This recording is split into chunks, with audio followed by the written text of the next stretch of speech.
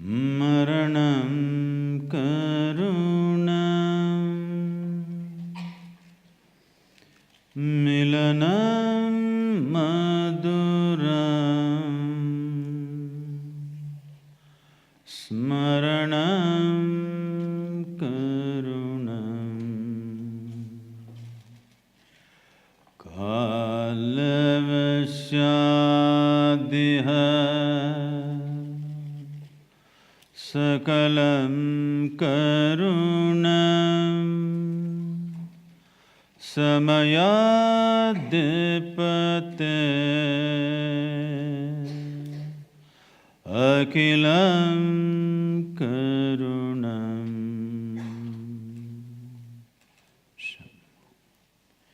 Namaskaram, good evening to everyone.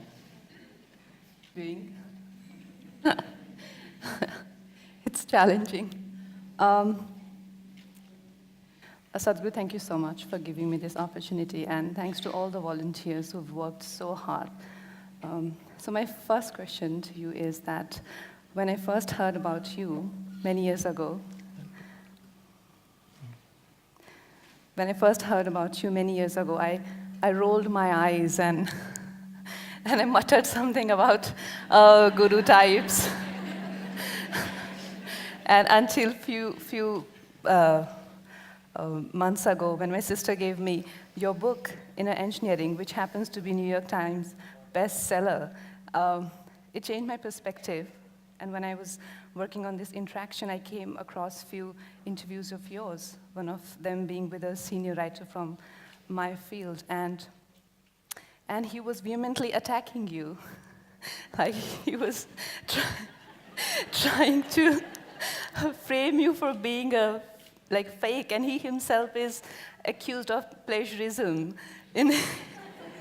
So my question is that why does a person connected to spirituality on its path is everyone feels entitled to judge them? And honestly, if it wasn't New York Times bestseller book, I would have not read it. What is it about the West, this West stamp that we can't do without it? I mean, there's so many books, and unless Americans don't approve of it, it just doesn't make sense. Why is that?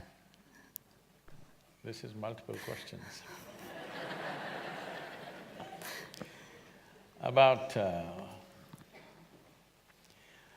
people's resistance to someone like me. When I say someone like me, someone who's not messed with himself, okay? He didn't cut his hair, he didn't do anything, he's simply the way nature intended him to be. That's all the problem they have with me. They think you have to belong somewhere. You have to be this religion or that religion or this party or that party.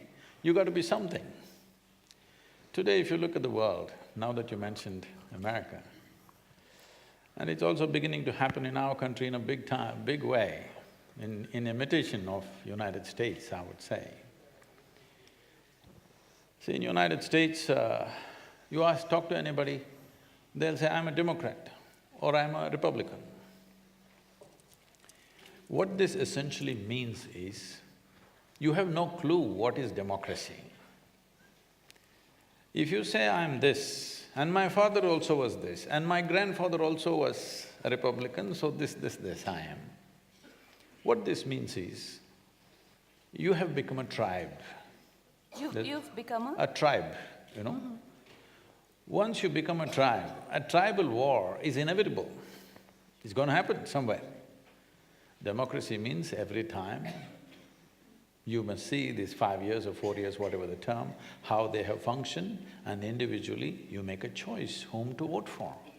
You already committed to vote to a particular party no matter what. This means you become a tribe.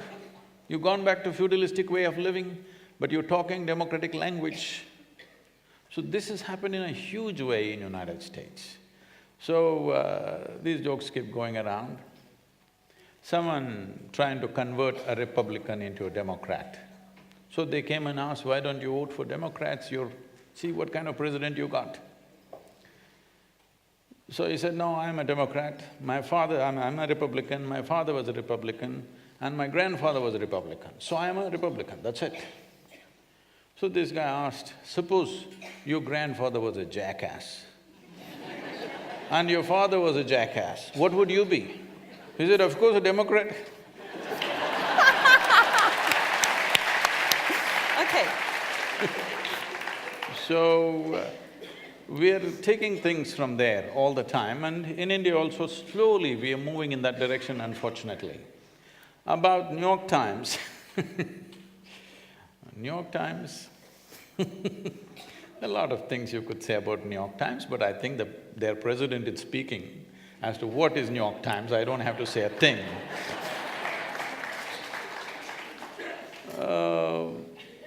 We still have not got out of the Firang syndrome.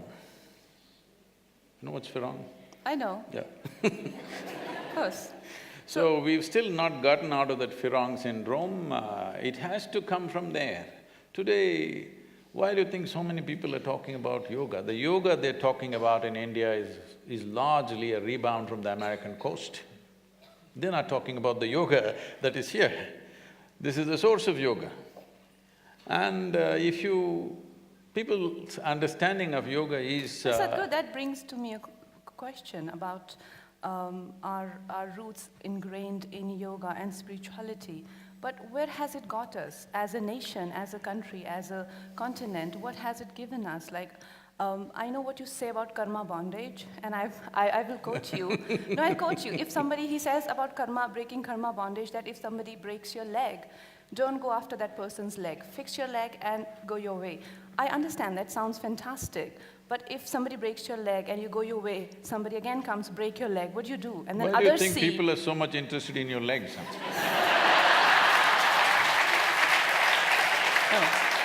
No, Sadhguru, you're literally taking it. But tell me, don't we have a history of 1,000 years of Yes. invasion after invasion? And didn't we grew up hearing this from our mothers that, oh, if somebody rubs you wrong way, the only thing that they say is, oh, Bhagwan dekh raha hai. What? So… Say this, I mean, we as a land, I mean, I don't know much about history, but this much I know that we as a land, we have not, and thanks to our spiritual education, that we have never gone to invade a continent or gone for a conquest like that. But where has it got us? Where has it landed us? So why not imitate West? Okay.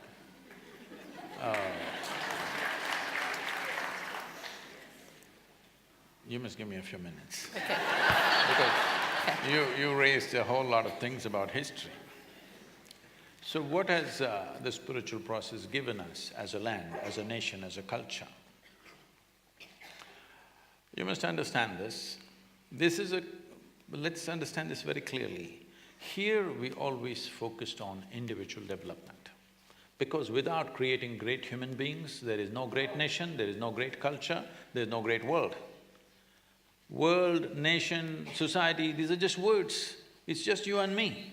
What kind of people we are, that's the kind of society, that's the kind of nation, that's the kind of world we will live in. So we always focused on individual development. In this, we produce stellar human beings, absolutely fantastic human beings for thousands of years, who created a fantastic culture. And let me remind you, our safety was our geographical features. The Himalayan region, the Himalayan ranges, and the Indian Ocean, which was called as Indus-Sagara at one time. So this he and Hindu, together we made it Hindu. So you must understand, it is a geographical entity. We revered the mountains and the ocean because we knew our safety, our well-being and our cultural flourish and our economic prosperity of the time, everything depended on these two barriers which stopped people from invading and doing things. But then people found ways to cross the mountains and come across and come through the oceans, everything happened. So our problem was just this, we focused on human genius all the time, but we lacked organization. The West always focused on organization, but they did not focus on individual genius. For both there is a price. So now we have come to a place where we cannot ignore individual genius, we have to focus on that. At the same time, we need to learn to organize. That's what we are struggling at right now, that we want to organize. Can I ask? So, Sadhguru, talking about spirituality, and like I questioned that, how practical is it in today's world, whereas like the whole philosophy of spirituality, or what? No, spirituality is not a philosophy. I know it's a technique, it's a practice which No, I also do. no. It's yoga. No, no. It's yoga. It's the ultimate union. Okay, so I know yoga is the ultimate union, and everything that we do as yoga is supposed to make us inclusive. Inclusive of everything. So let me finish, okay? So it is supposed to make us inclusive of our environment, and then further expanding that our country, our countrymen, and then the planet, and then the cosmos, and that it goes on. But my question is, and I want to present an example. I was in London, and you know what happens to when you are in a beautiful city with great infrastructure, you're with a couple of friends, and your Indian friends, they're always cursing India. You know, oh, this is so great, where we live is a piece of garbage. You know, and on all that, I felt so overwhelmed. I couldn't wait to get to my room, and when I got there, I was crying. I found myself crying, and I was muttering something of the effect that you know, I mean, what do you expect, and you know, why don't they have sympathy for their own land and all of that? And then I realized that identifying like that with your country, today I'm crying, tomorrow I might just punch somebody, and everybody will behave in their own way. So this kind of identification with your environment, with your country, with your religion, with your family is the root cause of all atrocities. So isn't that kind of, isn't it dangerous? Now don't tell me be inclusive, but still not be inclusive. Don't try to answer for no. me. I am not buying that answer. How can you be inclusive and yet not be inclusive? If you're inclusive, you're inclusive. Or you don't be inclusive. Well, the city that you're appreciating of its infrastructure and its wealth and well-being, for 2 centuries was largely built on stolen money from this country.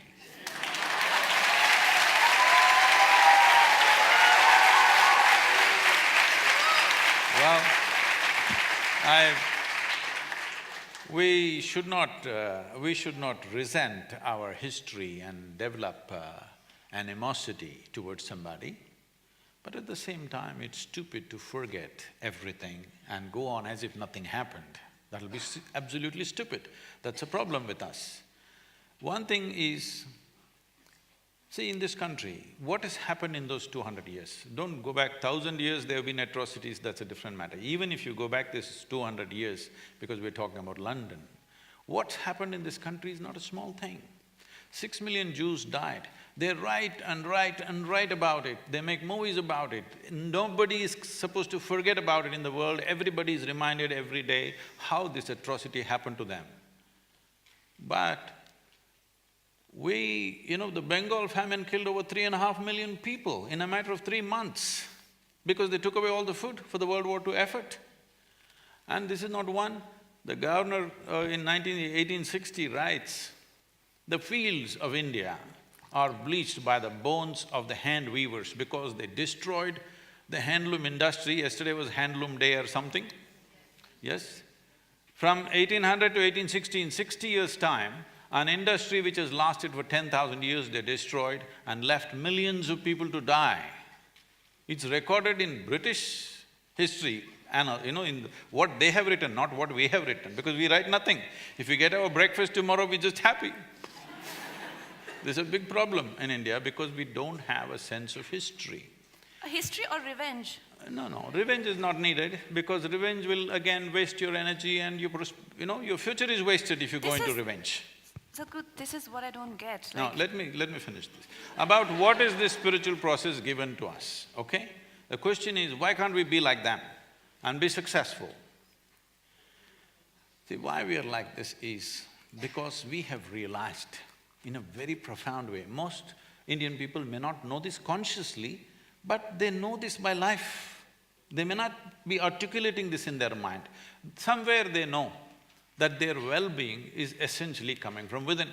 Outside arrangements we can make as we want, but me being joyful, peaceful, loving, blissful is most important. Well, that's why I said individually we did great, organization also we had great stuff, till outside people came who had no concern about anything that you think and feel and experience, everything was brutally uprooted, all right? I'll just tell you an example. For example, you've come to the yoga center, that region, there's one police station with about 12 to 14 policemen. About 4 are on night duty, that means about 8 or 9. 2, 3 will be always on leave. I'm saying literally there's no law, it's a 250,000 people. There's literally no law at all. But still there's no crime. This is spiritual process, I'm telling you. You take away police in New York City, you take away the law enforcement in New York City or London that you're talking about, just see what will happen in 3 hours' time.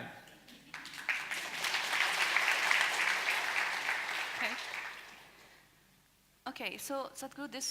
We need organization right now. To succeed as a nation, we need organization. Yeah, but the way society has also been handling things is not great. It's not really the best thing. It's not we can't rely on a system like that. You mean like we are largely being organized by society, but that's not the most appropriate way. I mean, authority isn't either, but aren't there is at least a set of rules there. With society, they're really, I mean, more money you've got, you can literally get away with anything. So that's not the best way to go forward. What do you have to say about that? Here? You're saying in India? In India, yes. Yes. See, we need to understand this. When the British left this country, the average life expectancy in this country was 28 years, okay? The illiteracy was 93%. There was literally no industry, no infrastructure of any kind. People, some idiots talk about, oh, they built railways. They built railways because they want to move their troops and the goods out of the country. So railways were there, but what were they transporting on the railways?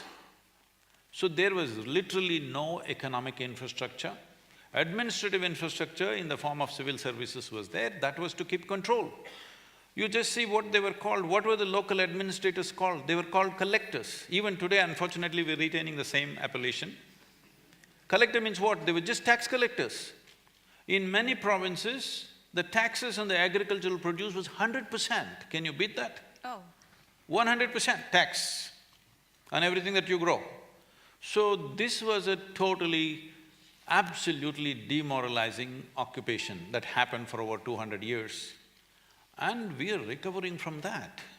It's not a small thing. I agree. We've been just beaten down, no education, no nourishment, no economic infrastructure, all industry destroyed, we were just a resource for their industry. When this was done systematically, we've been exploited. Only problem with us was we didn't have an organization to fight them. We had small kingdoms which they played very well and they managed. This is a historical blunder on our side, there's no point cursing them. They did what was best for them, we could not do what was best for us. It's time for us to do what is best for us now. But Sadhguru, tell me, like we have such a diversity in our country, you know, whether there are different languages, traditions, religions and food and all sort of diversity. Definitely food. Which is beautiful, like what you say about difference and discrimination. Differences are beautiful, you know, like how like a man is different than a woman and flowers are different and you know, so on and so forth. So there is difference which is beautiful, but don't you think there should be one spirit? There should be something that could bind us together. I don't see anything because the only common factor between us is definitely the motherland, because you're from south and I'm from north, and if we didn't have the history of slavery to connect us, we would never know what we are talking about. We are very balanced because we are from the sea level. Yeah, his nickname for me is mental. He calls me cuckoo. Yeah, so Sadhguru, don't you think we should have something that can bind us together? Don't you think it's so easy to play us as people, as a nation, and that spirit of, like, I can think of only one thing that can bind us together is probably nationalism, which is the most infamous word in today's time. So what is it? What can bind us together? See, this diversity that you're talking about, as all of us know, there is no other nation which has this complexity of diversity. We have 1,300 spoken languages in this country and 1,000 different ways to cook and 1,000 different ways to dress, and every 50 kilometers you drive, people look different, dress different, speak different, eat different, everything different. So, this is what also helped us to survive. You must understand this. See, just look at this. Wherever the English went, for example, or before that, the Islamic invasions, wherever they went, they made sure the entire population was religiously at least compromised. Just look at North America, South America, Africa, Australia, wherever they went, they were absolutely nearly 100% successful. This is one country they couldn't figure out because they don't know where the head is. So… Because we are an organism with, million heads, nobody knows which head to cut. So don't complain about this because this has also been our survival. After nearly 1,000 years of occupation, we've still retained our culture, maybe little bit of distortions here, there, but we've still retained it simply because nobody knows where the head is, otherwise they would have chopped off the head. So where's the head? Huh? No, that is the whole thing. You tell me, this whole thing now is leading to something else. Right now there's a huge cosmos. In this, we are a tiny little planet, yes? Yeah. Now, the foolish way of looking at life is that there is a head for this cosmos, there is one God sitting up there and ruling this cosmos. This is a childish way of looking at life. But that's not the way we looked at it here. We saw every organism, every life, every atom has its own head and it's running by itself. It is complete by itself, it runs by itself. This is why in this culture, self-realization became most important, because if you realize the nature of this, in a way you have realized the nature of the entire cosmos, because this idea that there is some central point in the cosmos and there is one head sitting up there is a stupid idea. Modern science is proving that to you beyond any doubt, but we have said this for thousands of years because we saw this is a headless cosmos. Headless is not a negative thing. I know the Western saying headless chicken is supposed to be bad. Yes, a chicken should have a head. It should also have two legs. It's important. But this is a headless cosmos, that is why it's so beautiful. So we are just an imitation of the cosmic nature of existence. We are also always headless. But this is why individual genius becomes of paramount importance, because each human being functioning at their peak is important to create a society which is as colorful and as diverse as possible. So what held us together? See, because you must understand this, there was a time when there were over 200 political entities in the form of kingdoms and empires and whatever. Many times people try to, unite them into one occupation, but later on it again broke up. Many times over 200 political establishments. In spite of that, in this nation people felt this is one nation, we call this Bharat, and people from outside, they also thought this is one nation, though there were 200 kings ruling the place. What is it? What do you think made them think this is one nation? Even today, if you go to Syria, Lebanon, you will see thousands of women especially named as Hind. They're named as India. Their understanding is Hind means India, and they have taken the name Hind. Even today, thousands of women have this name that they are Hind. So, because forever we've been known as one nation, for more than 10, 15,000 years. That's so good. This is because everywhere they went, they saw A nation was always built on the sameness of language, sameness of religion, sameness of ethnicity.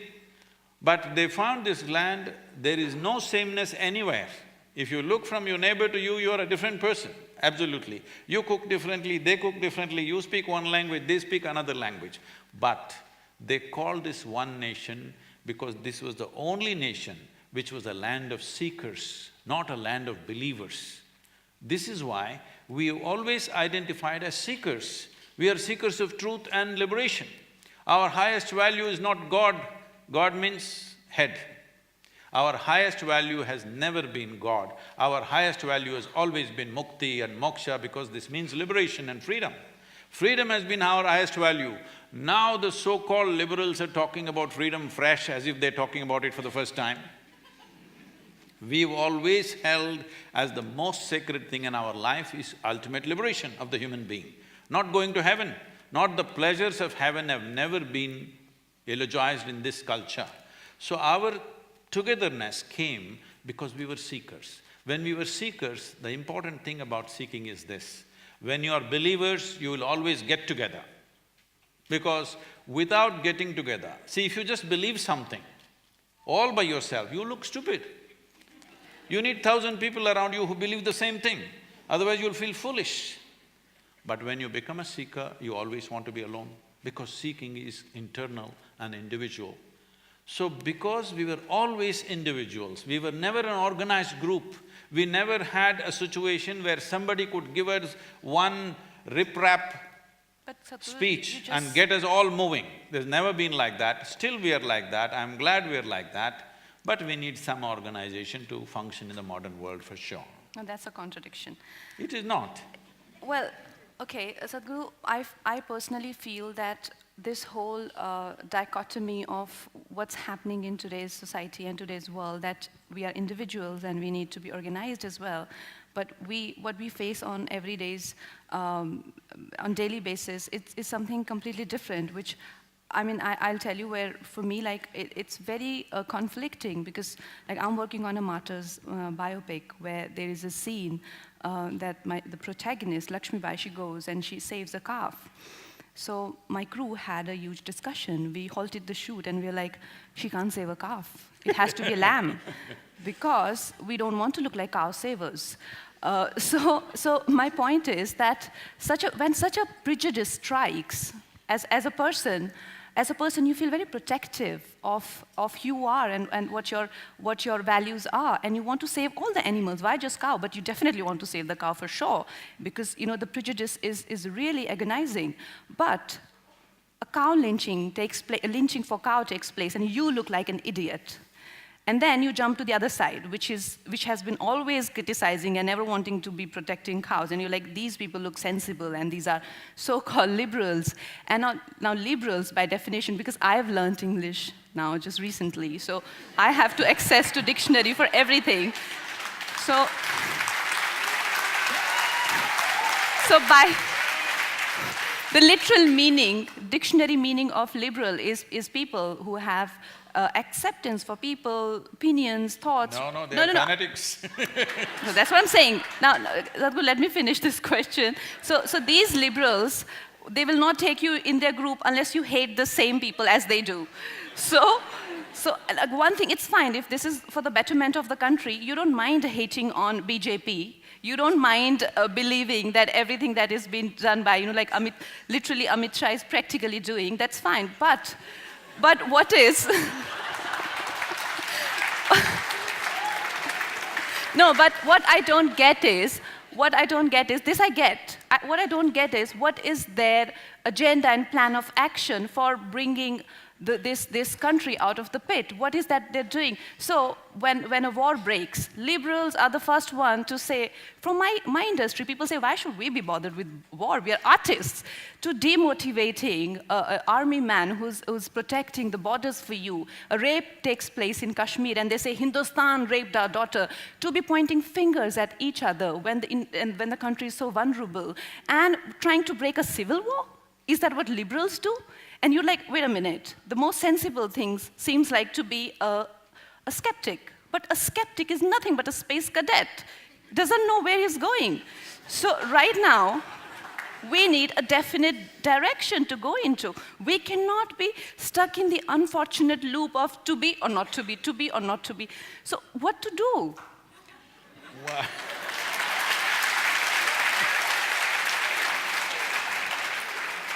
well, for a long time, from that city that you were talking about, they always thought asking this question, to be or not to be, is the most intelligent thing to do. There. Because they rarely came to existential questions. Existential questions is a daily affair for us in this country, but they rarely came to it. So that is how rudimentary ways they addressed it. They thought it's the most intelligent question to ask, to be or not to be. I think it's the dumbest question to ask, because you have not tasted life. When you are really blissed out and ecstatic, do you ask to be or not to be? In some way you're frustrated, some way you're burdened, so you're asking to be or not to be. Leave that aside, that's the thing. First of all, today in the world, people who claim to be liberals are actually fanatics. If you do not agree with them, they'll finish you in some way. So, about Jhansi Rani saving the cow. Well, she is a woman who stands out in our history, and you're just fortunate that you… But she did save a cow. I'm like, listen guys, rather than fighting, why don't you access the facts? They're like, she did save a cow, but we should not show it as a cow. See, the thing is, we don't know who wrote the story. She didn't save one cow. Cows would have always been saved because in this country, which is a pastoral country, cow and cattle was the wealth of this nation. If you look back at Mahabharata, they're not talking about land as wealth, they're always talking about cattle as wealth, because land was there plenty. Cattle, how many thousand head of cattle did you own, decided how rich you are. So if somebody stole a cow, they caught you and beat you up, all right? Yeah, that's how it is in back home as well. Like, I come from a village, and sometimes the only thing that they have is this whole lynching debate that's going on in the country, these people who are talking about it have not seen India. They've not seen India at all. They're just living in cities and television studios and endlessly talking about these things. Let me say this clearly, I've always been connected with rural life. In my life, I have witnessed 3 lynchings, okay, I witnessed. In 2, they were killed, in the other one, nearly killed. For what? One was because they believed this man could be stealing their children. People lynch, even recently it happened.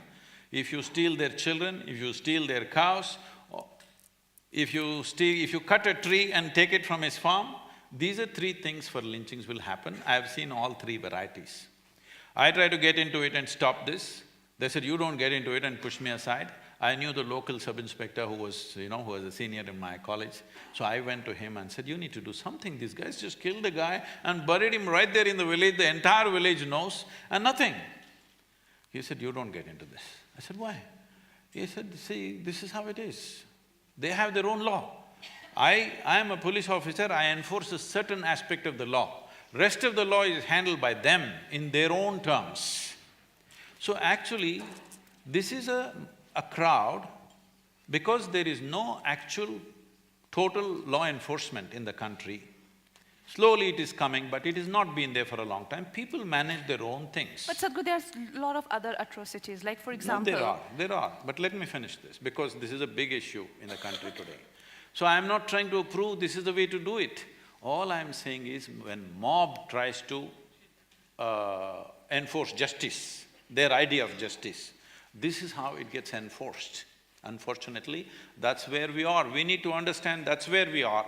If we want to change this, there are many things we need to do, not going on pointing about somebody saved a cow. Well, when people thought they're child lifters and they killed them, why did you start a debate about that? Because if you start a debate about don't save your children, then you will get it back, all right? Cow is an easy thing right now to go at. So this is not about cows, This is not about… whatever is precious to them. If they believe somebody is taking it, they can't call the police. Because if they call the police, they'll come after 24 hours. And if they come, there are so many issues. It doesn't directly get settled. So people have their own way of settling. Unfortunately, it is going into a place where people are being killed on the street. It should not go there means law enforcement needs to come on all levels of life. We have not… law enforcement has not reached the entire geography of this nation. Let's get to that. We need to do that. So, Sadhguru, I am a Rajput myself, and when the whole Padmavat episode took place and, cutting one of my contemporaries' nose, I was embarrassed. And also when the rape took place in Kashmir, to be pointing out things like… This wouldn't disturb anybody if it was Hollywood. Because but a lot of them have cut their noses off and replaced. But the criminals are not Yes, I know. religions. Criminals cannot be associated with religion. That is just simply trying to I don't think instigate… that was about religion at all. Anyway, that whole movement was not against religion. There are many political aspects to it. When this was happening in full flare, the Padmavat issue, and Prasun is here, so when they were burning buses, then I called somebody, a very responsible person in the country, and said, "What is this? How are we allowing this to happen? If you don't like a movie, don't go. I don't go to the movies." So, if you don't like it, you don't go. Why do you have to burn a bus that people have to use tomorrow morning? They said, "Sadhguru, they have all dressed up 100 women like brides and they're sitting ready to burn by themselves, volunteers to burn. Today, if we handle them rough on the street, tomorrow if these 100 women, even if 10 of them burn themselves, it'll become an international issue. So let the buses burn for 1 or 2 days, then we will deal with it." I thought this is a strange kind of wisdom, but it is wisdom. Okay.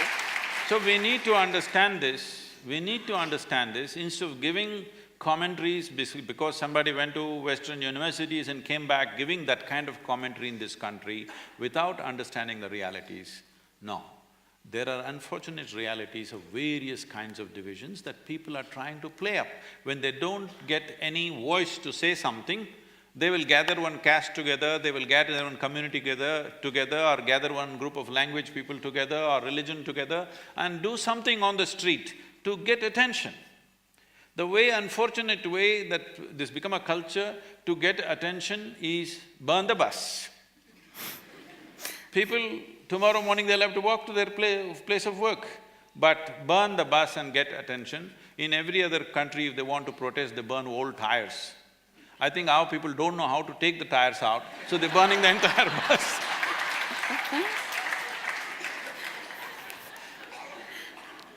It's a mechanical lapse. Okay, Sadhguru, Indians are doing so well, whether it's the CEOs of Google, Microsoft, MasterCard, Nokia, the list goes on. All the chief executive, I have a whole list of those. Pepsi is out, okay. Yeah, so Indians are doing so well all over the world, but India is not doing well. Why is that? Everybody in the world thinks India is doing very well, but here there is a commentary that India is not doing well. When I look at you, I see you're doing well. When I look at these people, I see they're doing well. But yes, it is a fact, 40% of our population is still malnourished, unfortunately. This is because our focus in these last 70 years has largely been to industrialize, build cities and stuff. We have not focused sufficiently on our agriculture, enhancing rural life. Right now, we are pitching very hard to do this, and I think in many ways, the governments of today, particularly the central government, is very focused on seeing this happen. Well, it's not as easy as said, there are many challenges, but a clear plan at least is being evolved, how to make agriculture lucrative, how to make rural living in a village worthwhile, that even if you want to see a cinema, you don't have to go to the city, that living in a village should be worthwhile. So these things are being planned. In some states it's going very fast, in some states it's going slow, but right now the focus is how to make it worthwhile living in a village, that you don't have to… If you want to have a good life, you have to go to the city. This is how it's been in the last 50, 60 years. This, the government is trying to change. All of us should support this movement towards developing villages. If we need to forego a few things in the cities for some time, we should, and allow the villages to develop. Otherwise, you'll have all of them coming to the city. That's the biggest problem in Mumbai. People are just coming in without any infrastructure, they don't know where to be. In most inhuman ways, unfortunately, they're existing because they just come in without any basis. And the life that they go through, the exploitations that they go through, what happens to them is an untold story. But Sadhguru, don't you think population explosion, like China was also facing a similar problem a few years ago and they have tackled it so well, and with us… Don't say well, they've handled it. Because you should know in China… No, I don't know. They were burying live children. Second child born, live children were just being buried in the hospitals. When that video was taken and it went viral around the world, they changed that to giving iodine injections to the brains of healthy children, second child. So you don't have the stomach nor the heart to do anything like that, so don't compare to China. But do we have to control our population? Absolutely. So at least there should be tax on the third child? What is that? At least there should be tax on the third child, because they're using roads and river water which you're trying to save, and the oxygen from the trees which I am planting with many other people. So at least two children should be okay, but third one should have tax. Don't say that because I'm the fourth among the siblings.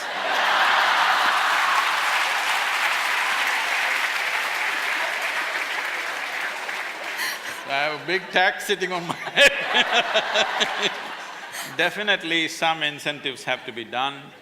Right now, when I spoke about this a year ago, there was a lot of controversy in the south. We've been trying to bring this in the villages. A voluntary year of no conception. All we need to do is, see, because our life expectancy has improved, it's not because an explosion of reproduction has happened. No, that's not true. It is our life expectancy is improving. That means we took our death into our hands, but we are not taking the birth into our hands. We have… See, just about 50 years ago, an average time when the first child happened to a young woman in this country was somewhere around 16 or 17 years of age. It's moved to about 24 right now, but we need to push this to 35. Sadhguru, these days, the common discussion which is going on is again about the refugees.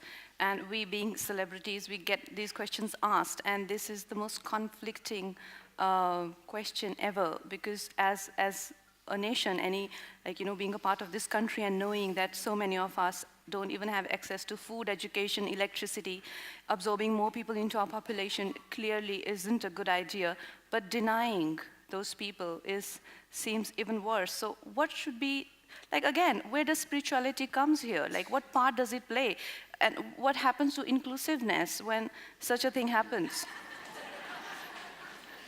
You're picking on my yoga definition. No! No, like I clearly know that this is the worst thing to do right now because they are coming in millions and millions and millions, where our own are starving. So it's like saying that I let my own child die, but I save the neighbor's one. So, I mean, what sort of negotiation is that? If that was the intent, I would bow down to such people. I will let my own child, but I'll save your child. I will bow down to such people if they exist. But that's not the thing. We are trying to project our inefficiency as compassion. I don't like that. We don't know how to man our borders, but we are talking about compassion. That's not the truth. We're just projecting our inefficiency as some kind of a great value. There's no value to that. So, talking about influx of people from outside, see, when somebody comes to the nation's door because they are violently persecuted somewhere, we should treat it differently. After all, they are human beings. But for economic well-being, people are daily porous borders, people are going across here and there. We need to do something about it. If we don't do anything about it, we will be stupid, because you cannot run a nation without knowing how many people and who is in this country. We cannot run a country like that. First of all, we must understand, I am not for nationhood if you ask me. It would be fantastic if we live as one world, but we are nowhere near that possibility, okay? We are nowhere near that possibility. Right now, the best way to address humanity and the largest segment of humanity that you can address right now is a nation. So nationhood is right now very important and a practical solution for humanity as a whole. In the making of a nation, one of the most basic ingredients is the sovereignty or the physical, geographical piece that we call a nation. In this, there may be culture, there may be language, there may be religion, there may be everything else, economics, everything is secondary. First and foremost thing is, there is a piece of geography which we call as a nation. Now, if you're talking about inclusion, I mean, you're right now talking about India, Bangladesh, well, you know, we became two nations or three nations. We became two nations in 1947, we became three nations in 71. So some people think we can make ourselves into another 4 or 5 or 6. No, I think we must stop this nonsense now, because people who are talking this do not know the suffering that happened in 1947-48. There are still… I'm sure in this hall there are many people whose parents walked across the border and came at one time.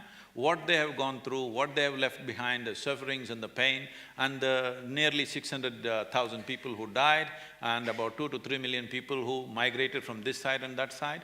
In both sides of the border, after 70 years, second generation of people still are not settled. Many of them are still living like refugees. When this has happened, talking about one more partition is a stupid and the dumbest thing to do. We should not talk about that. Now about the porous borders between India and Bangladesh, well, we've largely sealed India and Pakistan, isn't it? Why? Because they're coming across with guns. Here they're just coming for livelihood. So if they come, we can always… if people come to work, we can give them work permits. They can work here and go back when they want to, as people from Bengal are coming to South India, working for 2-3 months and going back. Similarly, they can also come and go, you can have some kind of a loose structure. But if you just allow people and give them ration cards and identity cards simply without any accounting, this is going to be a disaster. This will lead to all kinds of problems in future. You cannot run a nation without knowing who is in this country. If somebody wants to come into this nation, they must come through the front door, they must ask for immigration and come through the front door. We must have a system for that. We must have a system for that. How can people knock on the country's door and come inside? Not slip in from wherever they want and be wherever they want. That's not going to work. For nobody it's going to work. We have to take steps on that. It can work for a few politicians. Unfortunately, nation's interests are being sacrificed for personal ambitions. That is there in this country, what to do? But it still is a very conflicting thing, because… See, if you want to be really inclusive, we can make the two countries into one.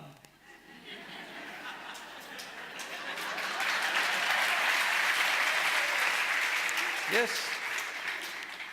We can make Bangladesh into a union territory and make it a part of this country, then everybody can go across, like you come from Pondicherry or anywhere else, like that you can go where you want. Are you ready for that? If you're ready for that, I think India is ready for that. If you talk about inclusiveness, that's a way to include, isn't it? Not slipping into my house from the back door and saying, include me, it's not going to work.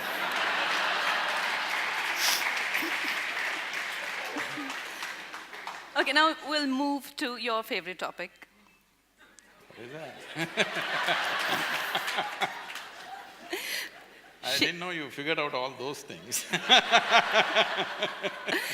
Okay, now we move to Shiva. Oh. So Shiva is what I got from reading about it and doing my practices and spending time with you. Shiva is not somebody looking… like sitting up there and looking at all of us. Shiva is a dimension. It is what they say in science, a black hole where nothingness seems to be the origin of universe, where everything seems to be coming out of nothingness and being swallowed into nothingness. That very nothingness is Shiva. So anybody who accesses that dimension, if you access that, you become Shiva. If I tap into that, I can become Shiva. But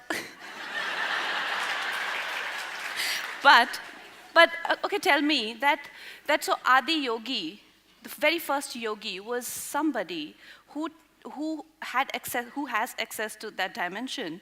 So why is it that you are obsessed with Adi Yogi? Isn't it like making it about the container and not the contained? Sadhguru, isn't it like that? Like you only talk about Adi Yogi. It's like Adi Yogi is the container. Till now, I've not said a word about him. You brought him. No, but you've made the sculpture of Adi Yogi and you… Yeah, it's only 1.5 years old, but you're not checking what I was doing these 36 years. Let's come to that, that's fine. See, about Adi Yogi is not an obsession, or the Adi Yogi is a plan. I should not… Mumbai is not… No, reveal it. Mumbai is not the best place to reveal it, but now that you So asked… judgmental. Let's go.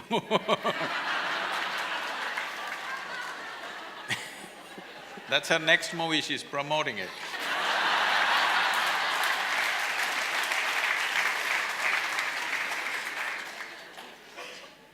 Everybody must watch this Mental and Manikarnika, everything, okay?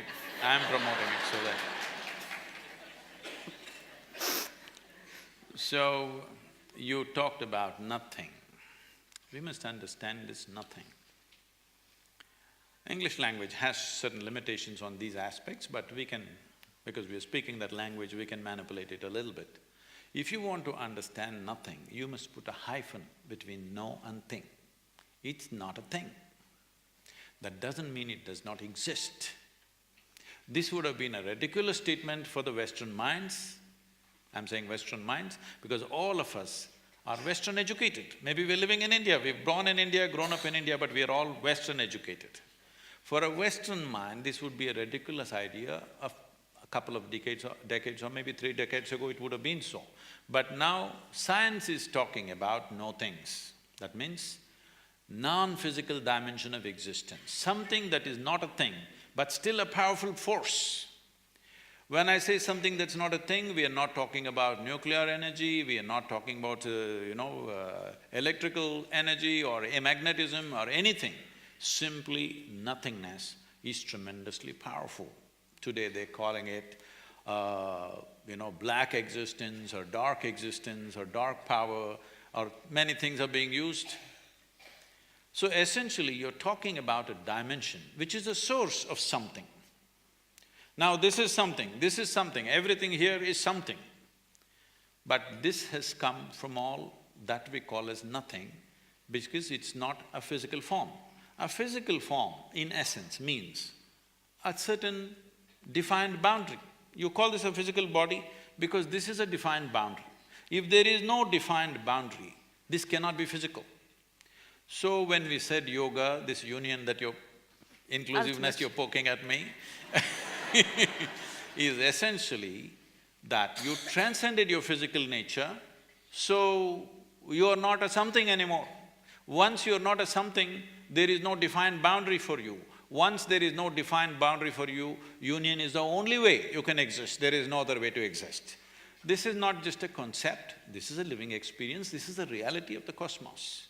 That if you look up in the sky, even a little child looks up in the sky, you will count stars. Maybe there are millions and billions of stars out there, but still, all the stars put together, they do not occupy even 1% of the space out there, isn't it? But nobody pays attention to that space, that is nothing. So this 99% or more, 99.9% is vast nothingness in this few specks of something. But your attention is only there simply because your visual apparatus are made like that. You're not able to grasp what is not there. You only see whatever stops light, in the sense, you're able to see this hand simply because it's stopping light and reflecting.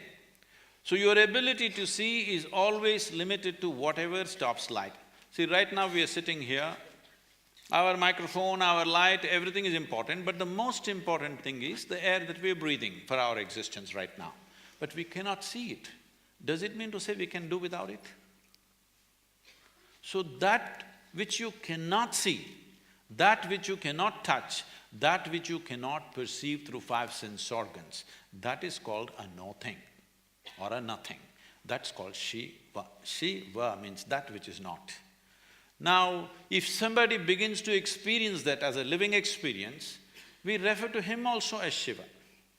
But somebody who's not experienced it, we refer to him also. Half the people in this country at one time were named after Shiva.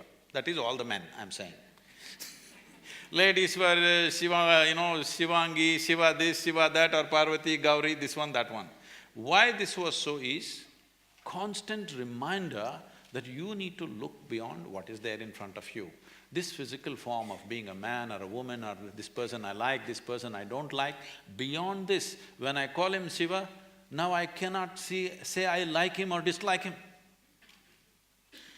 When your name is Shiva, you claimed already you're Shiva. When your name is Shiva, when I call you Shiva, I cannot call Shiva angrily, I cannot do something. It's a kind of a control over yourself, that you cannot abuse somebody. You cannot say, hey Shiva, you're this and that. You can only say Shiva. So we created a culture like this where constant reminder, wherever you look. We even called our dog Shiva. Yes, we never thought it's an insult because he's as much alive as you are. We called… if you see a tree, we say Shiva, if we see a rock, we say Shiva, if we see a bird, we say Shiva, simply because the source of all that exists here as physical stuff essentially comes from that which is not a thing or no thing or Shiva. So, this is why this talk about third eye and people think their forehead is going to crack and something is going to pop out.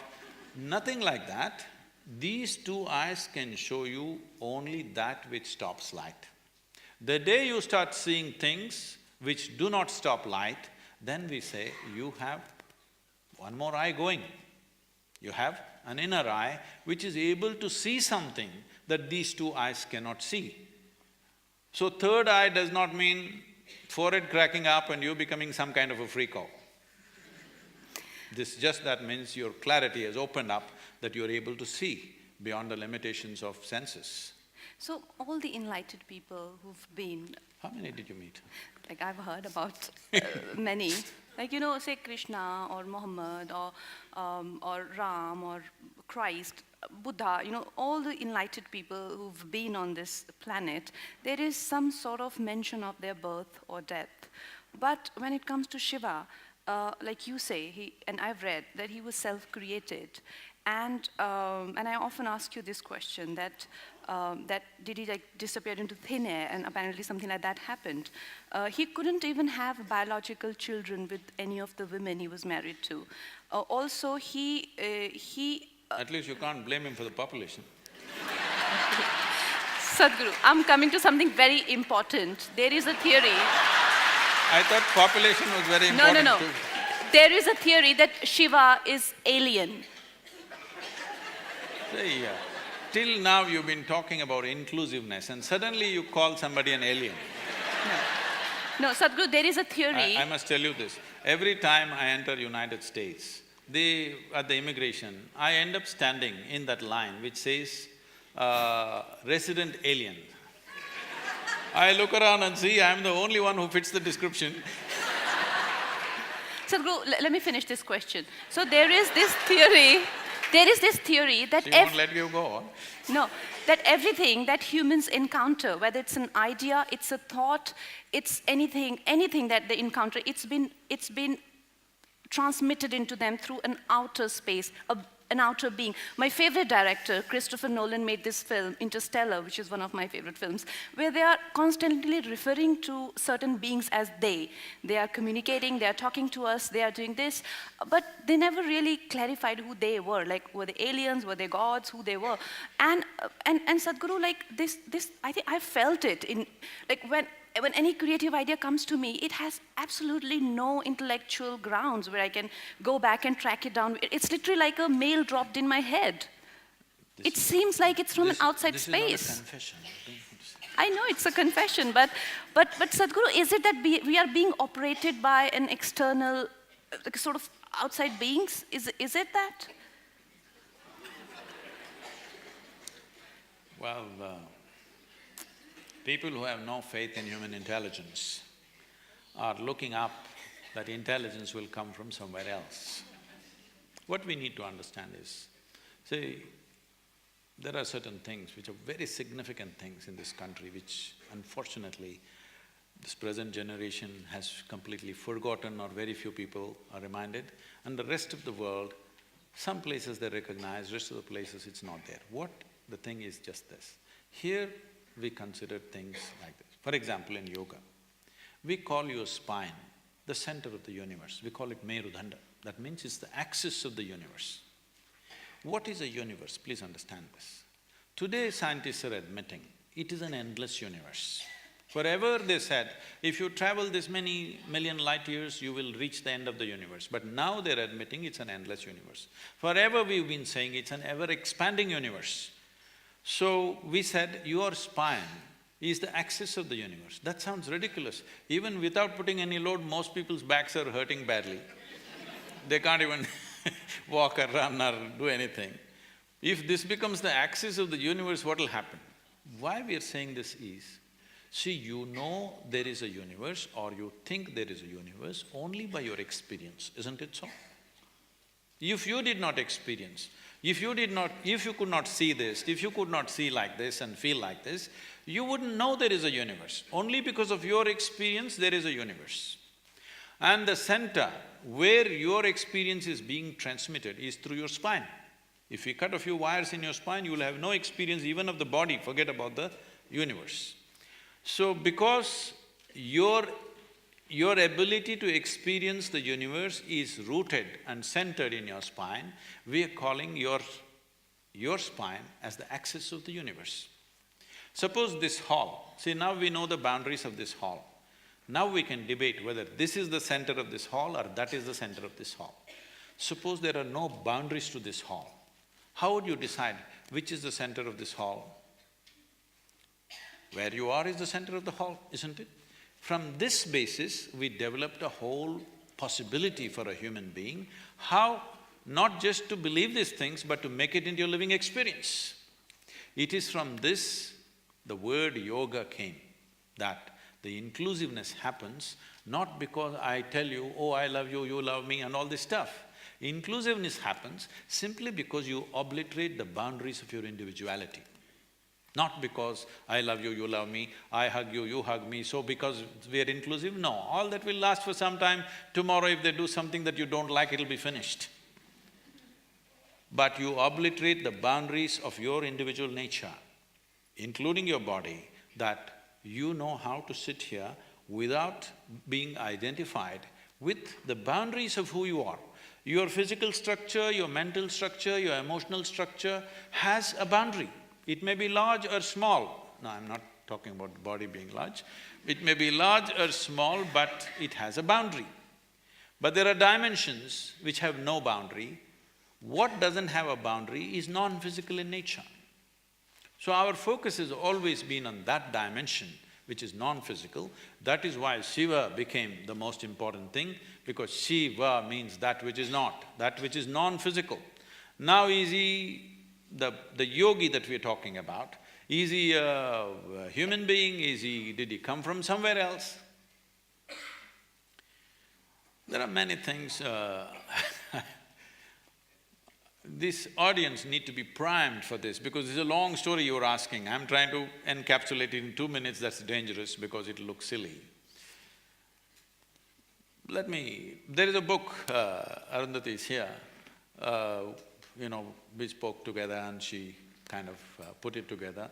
And there's a book on Adiyogi, which is going into these aspects, but let me put it across. See, there are things, as you said, there is no parentage. When you talk about Shiva, there is no parentage, there's no place of birth, nobody saw him as a young boy to grow up. All the time when we saw him, he was about the same age.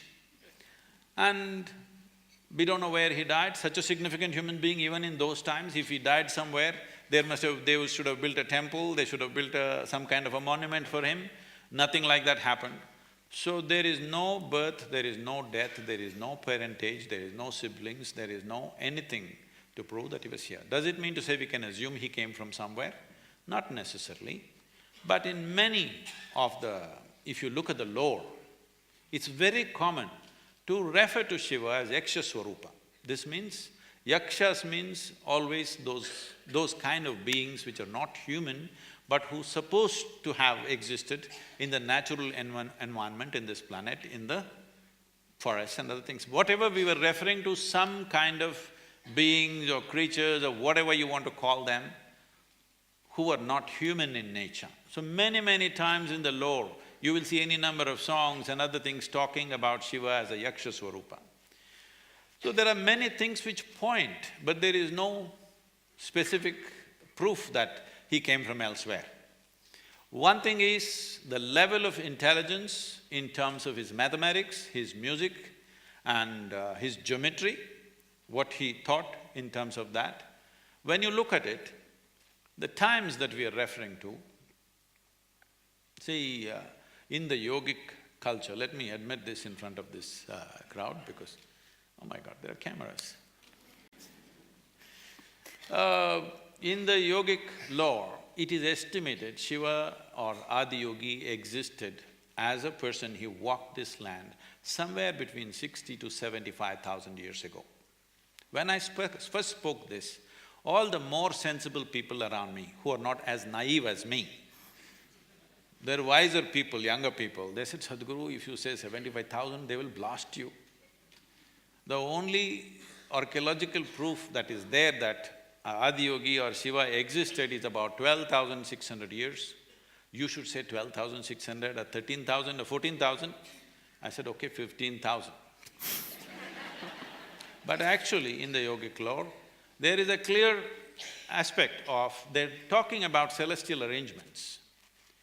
These celestial arrangements, if you go by the modern astronomy, they existed only somewhere between 60 to 80,000 years, in that span. There is no two ways about it, the things that he's talking about. And now, of the Cambay, what's it called? What is the Indian name for that? I'm sorry. Kambat, is it? Yeah. Of the Gulf of Kambat, now they've done explorations. They actually went there to clean up the plastic. But then they found a city which is 5 square miles. And now international archaeologists especially from Germany and France, they have dated this according to carbon dating process, that it is a minimum of 32,000 years. 32,000 years ago, nowhere on this planet did a city exist. Not just a city did not exist, the idea of a city did not exist. But they had a city which is 5 square miles in size, properly, orderly way of doing things. It's been buried, they're estimating it has gone underwater for about 9,000 years. And similarly, of course, everybody has heard about Dwaraka. There are excavations which unfortunately now is the line of control between India and Pakistan, you can't touch it. If you dig, something else will happen, you will hit the mines.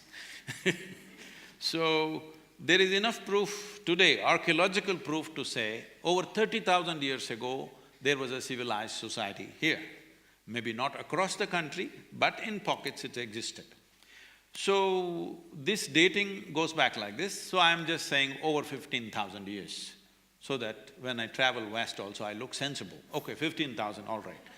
75,000, they'll resist because their idea of the world is only 3,000 years old.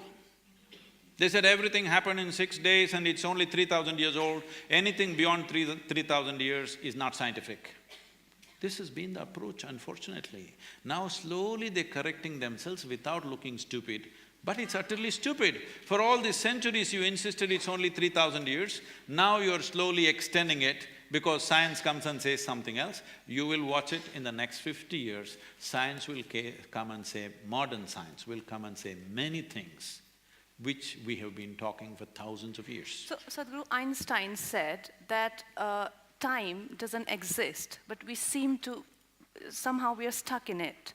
And you say that space took a cyclic turn and that's how we're stuck in time. Is it only our bodies or our mind? I mean, how is it exactly See, like? right now everybody is sitting here. Let's say we will make them sit here for next 10 days, just like this. Will they sit? No.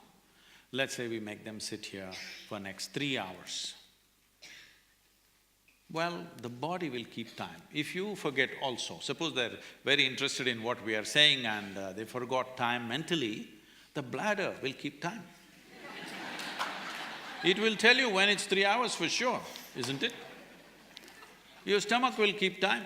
It will tell you when you're hungry and when it's time. So once you're embodied as a physical being, time is an essential factor of your life. And you know, in your experience, time is a relative experience, but in your body it is not so. It is keeping time all the time, because body is just a product of this planet and it keeps time. Right now, what is your idea of time? Planet spins like this, it's 1 day. Moon goes around, that's 1 month. Planet goes around the sun, that's 1 year. All our ideas of time is only because of the cyclical movement of physical nature. This is the nature of physicality. Physicality is always happening in cyclical movements.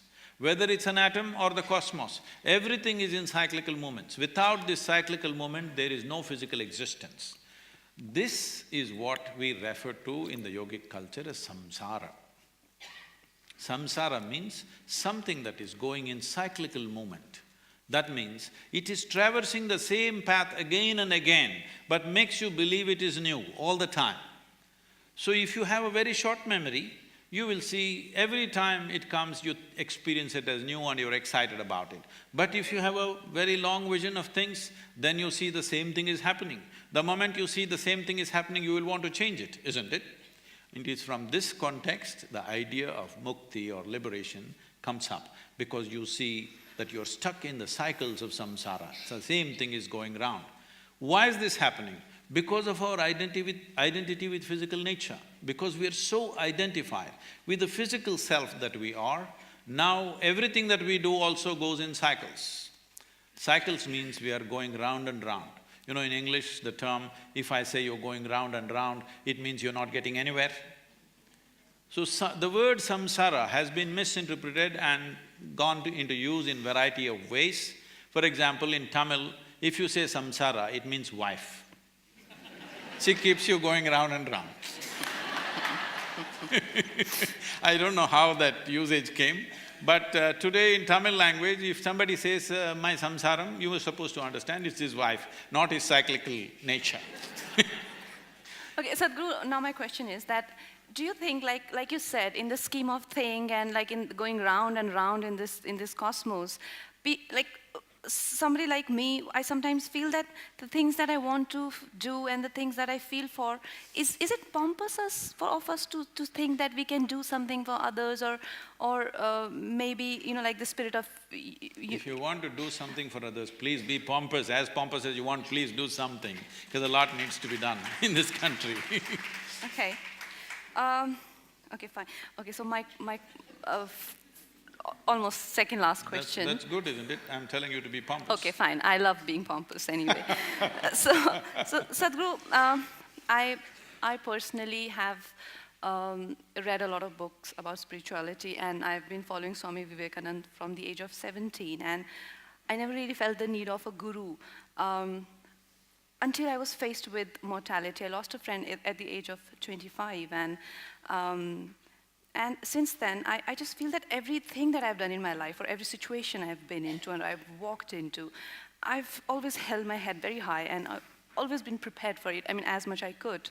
And I can't wrap my head around it. And when I read your book, I didn't instantly feel that I would be seeing this day, and I felt, okay, fine, I've read Buddha, I've read, like, you know, you're one of those enlightened people, yeah, sure. So, no, I wasn't impressed, let me tell you. But then I read, More Than a Life, and there is the mention of this yogi, Swami Nirmalananda, who waited for you all his life, and apparently you were supposed to guide him to Mahasamadhi. Now, Mahasamadhi is something that I've only heard of in stories and in myths and all of that, like where you willingly walk out of your body because you think that's the best thing to do at that point of time. Now, that seems too fantastic. And I mean, looking at how our societies, that euthanasia has been being legal now, and the kind of resistance, like when your wife heard about the process, she showed extreme desire to adapt to that, and she acquired Mahasamadhi in the middle of like thousands of people. It's written elaborately in the book. And Nirmalananda was opposed by the government. You know, he was not allowed to be able to take Mahasamadhi. The liberals. Yeah, because apparently they were like, you can't take Mahasamadhi. And so, I mean, don't you think like we as people, we have stopped to discuss death? Because shouldn't we be prepared for that day? And when I got to know that you can, I mean, since then I realized maybe you can help me someday. I'm not saying now, but someday. But when the time comes, don't you think I should be ready for it? I should be dressed like this and be like, hey, come, let's go. What do you mean come? Who has to come with you? Like whoever comes at that point of time. So… Why is it pushed under the carpet? Why don't we talk about death? It's not under the carpet, it's just that… That's why I said, all of us, we may call ourselves Indian, but our minds largely have become Western because our education is like that, and we… You do one thing in Mumbai, you go and just look at people below their knees. You will see at least 45% of the people are wearing only blue denims, okay? I'm not against it. I lived in it at one time for almost 7 years, 8 years. I wore nothing else but blue denims. It was like a philosophy, not just a clothing. So today that number has increased in a big way. It's American workman's clothes. It's spread around the world. And because workmen wore clothes which were… because of work, it wore out, you know. Our pants would wear out riding motorcycles, it would wear out, we would put a leather patch and this and that. But now people are buying pants which are torn, all right? Paying more for the tear, you also… So, why I'm saying this is, because of this imposition is not small. It's taken a huge footprint in everybody's mind. In this culture, we talked about samadhi. It's a very commonly used word, but unfortunately people think samadhi means it's a gravestone. No, samadhi means sama and di. Sama means equanimous, di means buddhi. If your buddhi or your intellect becomes equanimous, when we say equanimity, we need to understand this. The reason why you're using your intellect so extensively is because you've been trained to discriminate between this and this, between everything and everything. And we create… intellect is the thing which creates division between everything. For us to function physically in this world, I must know here which is me and which is you. I must know here what is a chair and what is a floor. Otherwise I won't know how to operate. So for practical purposes life, essentially for our survival, intellect is of paramount importance, no question about that. But this discriminatory dimension, if I ask you, I will leave her alone, okay? I will ask you, suppose there is a choice between having a sharp intellect and a dull or blunt intellect. What is your choice? You must choose, I'm going to bless you right now. Sharp. So essentially, intellect is a cutting instrument. It's a knife. The sharper it is, the better it is. It cuts everything. Why is cutting important? See, what is the nature of science that we learn today? If you went to a biology class, for sure, if you did not cut a frog or a cockroach, at least a flower you opened up. If you open up this flower, you will understand so many things about the structure of the flower, how it functions, everything, but you will not experience the flower because by the time you're done with it, it's finished. So if I want to know you, I think I must dissect you. I've come with my scalpel. You think by dissecting you, I will know you? By including you, I will know you. By embracing you, I may know you. But by dissecting you, I will not know you, isn't it? So the only instrument you have is a knife, and with that you try to do everything. I must tell you this. That was a time when I crisscrossed India on my motorcycle. It seems, where is Boman Irani, is he here? They're bringing back Java once again into the country, I believe. Well, I rode probably the SD motorcycles like nobody. I was doing around 55 to 60,000 kilometers every calendar year, just riding across the country without purpose. So at that time, I don't know whether I was in Madhya Pradesh or I was in UP. The whole night I've been riding. Early morning, I come to a place and I want to have some tea and rest for some time. Then, I always fix my motorcycle on the street by myself. But I thought I saw a garage. It was named, handwritten, Mubarak Mechanical Works. I looked at Mubarak Mechanical Works and whole night I've been riding, I didn't want to dirty my hands now. It was a simple thing, I had to just tighten the chain, just take off one link and tighten the chain, that's all I had to do. I thought this guy can do it. So this young, very enthusiastic mechanic came out. And I said, why don't you just take off one link and tighten my motorcycle chain? Then he came out. Then I saw the only two tools that he had in his hand was a chisel and a hammer. Then I said, wait. Then I walked into his little shack of a mechanic shop and looked inside. There was no other tools, only one hammer and one chisel. With this he does everything. Once he works on your machine, nobody else can work on it anymore, it's finished. I said, okay, Mubarak, you don't touch my motorcycle like this. So right now, a whole humanity has become like this. The only instrument they have is a knife. With this knife they cut, it's an efficient tool for cutting. Now you want to stitch your clothes, you stitch with a knife. This is what has happened to the denims. If you do everything with a knife, everything will be in tatters and it's horrible, isn't it? That's all that's happening to us. We are trying to handle everything with one dimension of intelligence that we call as intellect. There are other dimensions of intelligence within us which is completely unexplored. So samadhi means to get your intellect to a state of equanimity so that it does not interfere in your perception of what really is the nature of existence. Right now, the only thing that's interfering in your life is your thought process, isn't it so? If I ask you to sit and meditate right now, you think somebody next to you is going to poke you? No, they are fine. It's your own mind, isn't it? People say they're depressed, people say they're agitated, somebody is manic, somebody is angry, somebody is miserable.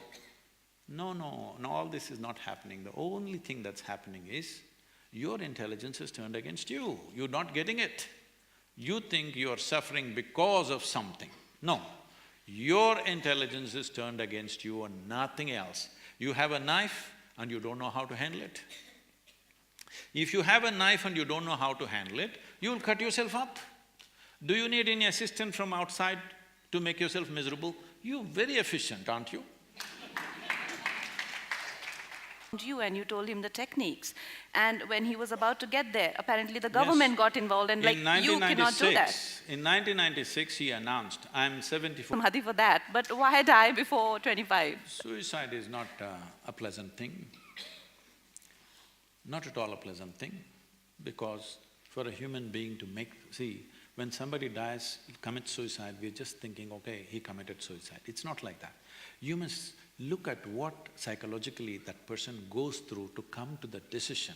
It's the most horrible part of one's life where somewhere they feel so trapped, either by physical situations, financial situations or emotional situations, so absolutely trapped when there is no other way. This is when they take that kind of violent exit which we call as suicide. And if someone tries to kill somebody, that somebody has some defense. They can fight, they can run, they can protect themselves. Some resistance is possible.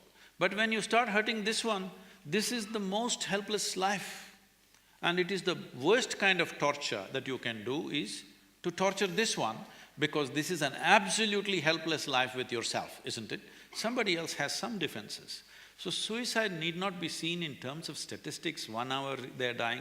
Even if one person commits suicide, it's a human concern. It must be a concern for the whole humanity. Why is this happening? You must understand, in this country, in 2017, 7,600 children below 15 years of age have committed suicide.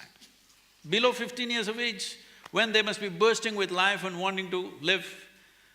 Below 15 years of age, if they want to commit suicide, what is it? We are somewhere driving ourselves to a certain desperation. One big cause for all this is education system. Unfortunately, it's the schooling system which is killing people. Because if you get 98, you're no good. You know? People will ask you, where is the other 2%? So, apart from this, there are various other things, economic things are there, emotional things are there, various kinds of things for a human being. Essentially, simply because there is no clarity about life in some way. See, youth means, it's life in making. Youth, the most significant aspect of youth is they're full of energy, it's a huge amount of energy. When I say energy, after all, our life is a combination of a certain amount of energy and a certain amount of time, isn't it? Time is ticking away for all of us at the same pace, it's going away. If you sit here, it goes away, if you stand, it goes away, if you run, it goes away, if you don't do anything, it goes away, if you sleep also, it goes away. Time is rolling for all of us. It's only energy we can manage. If you organize our energies in a certain way, what somebody does in 100 years, you could do in 10 years. It is just organization of one's energies. So youth means an exuberant energy. But most of the time, the problem with the youth is they don't have the necessary clarity nor balance. If you could bring 10% more clarity and 10% more balance in their life than the way they are right now, this energy would translate into something fantastic. Because this is one thing we need to do, because as a nation, we are talking about our demographic dividend, where 50% of our population is below 30 years of age, which is a unique situation. And it's a fantastic situation only if we give the necessary clarity and balance and competence to our youth. Otherwise, we can be a major disaster. Such a large youthful population, without necessary clarity, without competence, without balance, they could be the biggest disaster on the planet. But if we organize this well, we could be the greatest miracle in the world. So we are making this effort, and I'm putting 1 full month of my time traveling across the country, speaking in various universities and causing a buzz about this among the youth, speaking a very youthful language. You will see a very different Sadhguru. I know, you can… Because I will dress differently, speak differently, do everything differently with them. Yeah. Because I'm very youthful. Yeah. So my message to all the youth who are going to participate in this, you can ask Sadhguru all kind of questions, why, about monthly cycles, about sex, drugs, all the scandalous questions They know all those things. No, they don't. Sadhguru, they are being a victim of drug overdose. There are so many, drugs has become a big epidemic, especially in schools and colleges. So guys, I look forward to those conversations and ask exciting questions. Okay, this is being pitched as Youth and Truth, Unplug with Sadhguru. Ask whatever you want. Ask whatever you want. Nothing is a taboo. Yeah. So how much time do we have for questions? Please.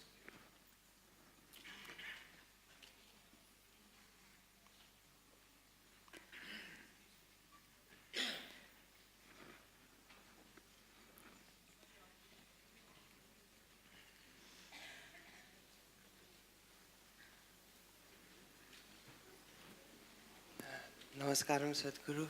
I would like to bow down with all my knowledge and all my ignorance. If you can hold the microphone, yeah. Okay. It's quite safe, you can hold it close to you. Is this okay? Yeah.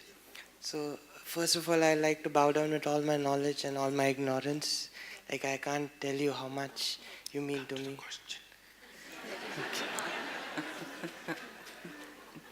So my question is very simple.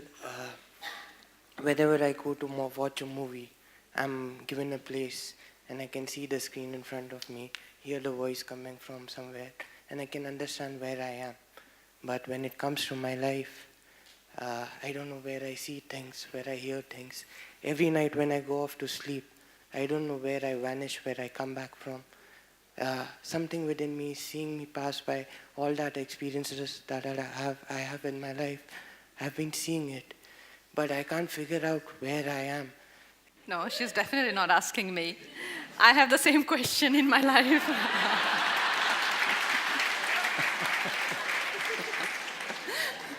Okay, this is the last question we answer.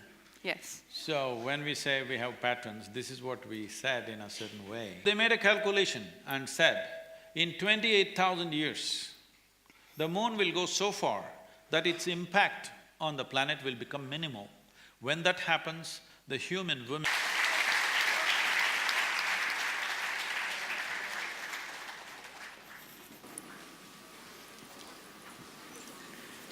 Thank you, Sadhguru. Thank you, Kangana. I think it was a session that was as engaging as we all thought it would be. And on behalf of Isha, we'd like to offer a small token of gratitude to Kangana. Neha?